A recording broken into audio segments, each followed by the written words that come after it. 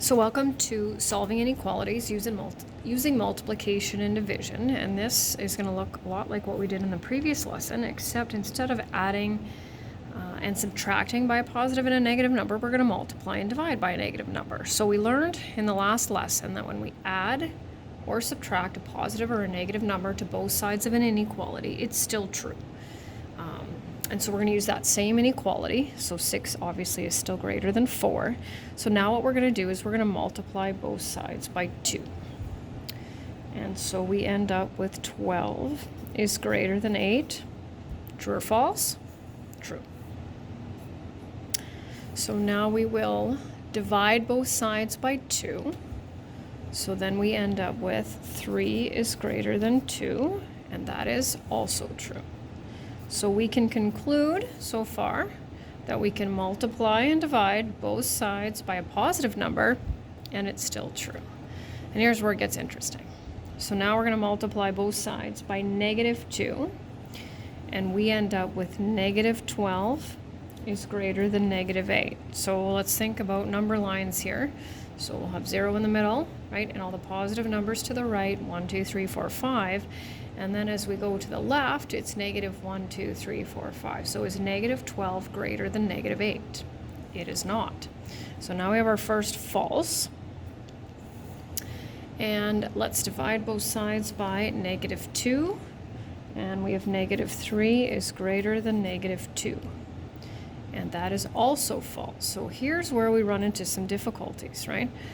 Because we obviously can't multiply or divide both sides of an inequality by a negative number and have it be true. So now we got to figure out what we're going to do with that. So what we'll conclude is that we can multiply and divide both sides of an inequality by a positive number while keeping its validity, right? Still a true statement. However, when we multiply or divide an inequality by a negative number, so what would we need to do with these inequalities in order to make them true? Well, -12 is not greater than -8. -8 is greater than -12. So if we reversed the inequality, it would become a true statement. And that's exactly what we need to do. We need to reverse, right, or flip the inequality symbol. And that, of course, as you can probably imagine, is tricky because obviously there's lots of instances where you don't need to do it, but some where you do. So let's get down here. We'll go back to our equation where we're solving the equation. So we'll divide both sides by -2. Not necessary to show it, but definitely not a bad thing to do so. N equals -4. Okay, how many answers to that? Oh, shoot, sorry. One answer to that, right? The only thing that we can multiply by -2 to get 8 is -4. And now we'll look here. So we'll do the same thing, right? But remember now, we just learned that when we divide both sides of an inequality by a negative number, we have to flip it. Now, what we're going to do in another lesson is we're going to look at verifying it. So it is possible to kind of fix it, but sometimes tricky to remember. So infinite number of solutions. We've already done that, right? Okay, here we go.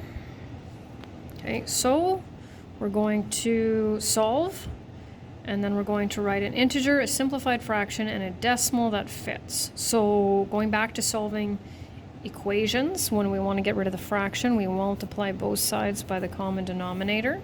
So this is a numerator and this is a denominator. So this is like kind of like 2 over 1. 2 divided by 2 is 1, and we're left with x is greater than 20. So any integer greater than 20, 21 is probably the most common, right? I'm going to go with 27 just because. So fraction, mixed is usually easier, right? As long as it's simplified. So 53, I don't know where I come up with these. I actually try to use digits that aren't there. That's pretty much my only thing, and it's whatever one comes to my mind first. A decimal greater than 20, so 46.1. Oh, I did use 1 already, but that's okay. So any number greater than 20, here's one more. So we'll isolate x, we'll divide both sides by negative 3. And as you practice this, hopefully it'll become easier. You want to say to yourself, I'm dividing by a negative, therefore I have to reverse the inequality. And we don't continue with this in grade 10, but we do in grade 11, where we have to do things like this. So this reads x is less than or equal to negative 7.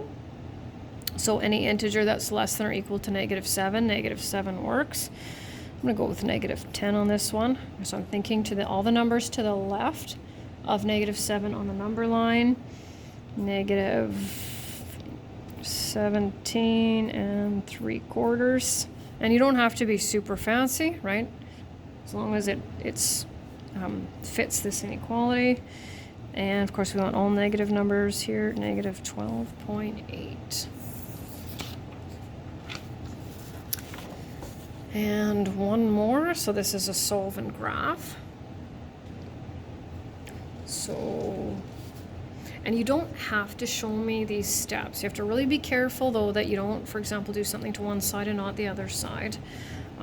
So we want to get x by itself. And I think, and you can figure this out for yourselves, hopefully by showing that step, if you find that it helps, you will not forget to flip that inequality, because that, of course, throws off, your solution as well as your graph, right? So, because you'll have the same number as I will, but if you have this, right, you're going to color to the other direction, shade into the other direction. So we're going to watch out with that. So we'll shade in that circle, of course, because we have this. If x has to be smaller than, right, that verifying will help you out with that as well. So there we go. I think I'm just going to move across here to the rows. So divide both sides by 7, okay? Now, there's a negative number up here, but I'm not dividing by a negative number, so do not reverse the inequality, right? We can divide by a positive number and everything's fine. It's that multiplying, dividing by a negative number that we have to watch out. So 1, 2, 3.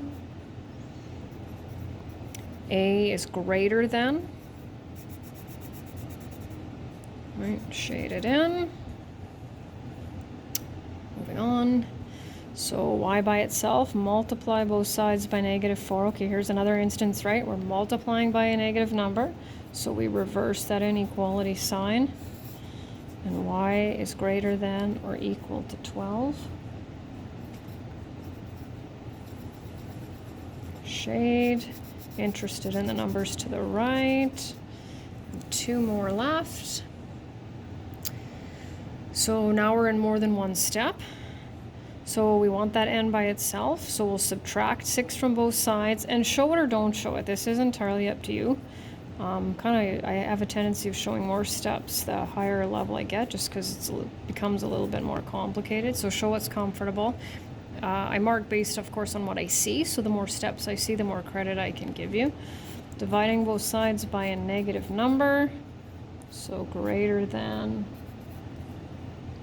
So noticed I reversed it. And that's going to take a little bit of practice. So I think if you're conscious of the fact that, right, if you say to yourself, am I multiplying or dividing by a negative number? Greater than, so over here.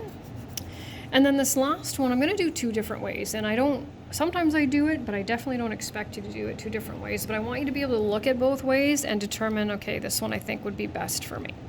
So you need to pick a side for your variables, right? So we're going to put the variables on one side and the numbers on the other, just like when we solved a linear equation. So the first thing I'm going to do is I'm going to put the variables on the left. So I'll subtract 4n from both sides, and I'll get negative 2n plus 4 is greater than negative 8.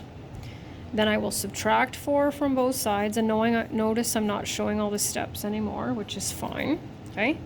Now I'm going to divide by a negative number, so I will reverse the inequality. Okay?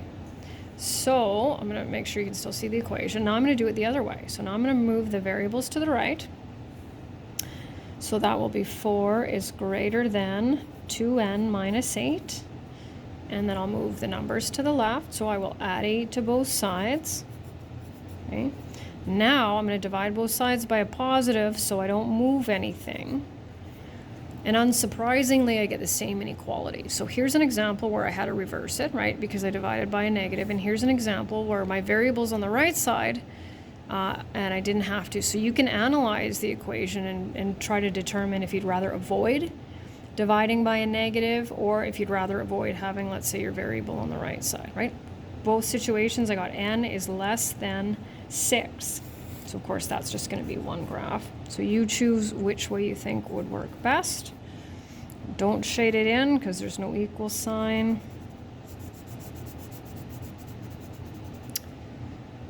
And that's it.